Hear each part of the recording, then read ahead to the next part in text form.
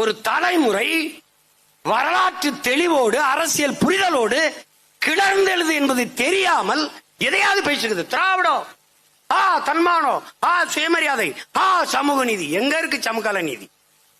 எங்க இருக்கு?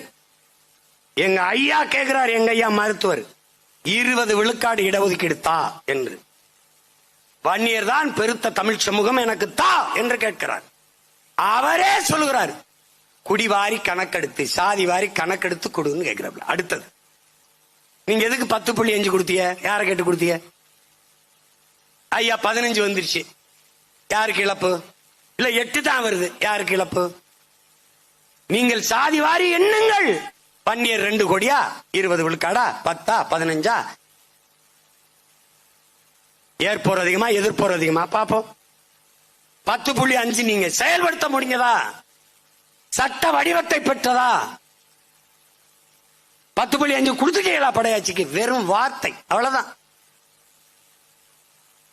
திராவிட கட்சிகள் செய்யாது, யார் செய்வா? தமிழ் தேசிய அரசியல் எழுச்சி கொண்டு வருகிற பிரபாகரன் பிள்ளைகள் செய்வார்கள். திமுக செய்யாது. என்ன சொல்லும்? என்ன சொல்லும்? இந்த அது மத்திய அரசு எடுக்கணும். அப்ப கர்நாடகால 10 நாள் பள்ளிக்கூடத்துக்கு விடுமுறை விட்டு சீதாராமன் எடுக்கிறாரு, அது என்ன அரசு?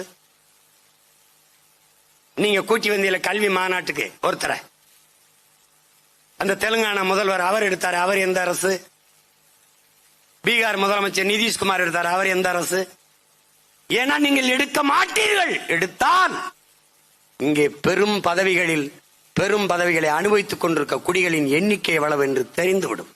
தமிழ் மக்களை எத்தனை ஆண்டுகள் ஏமாற்றி இருந்தோம் என்பது தெரிந்துவிடும்.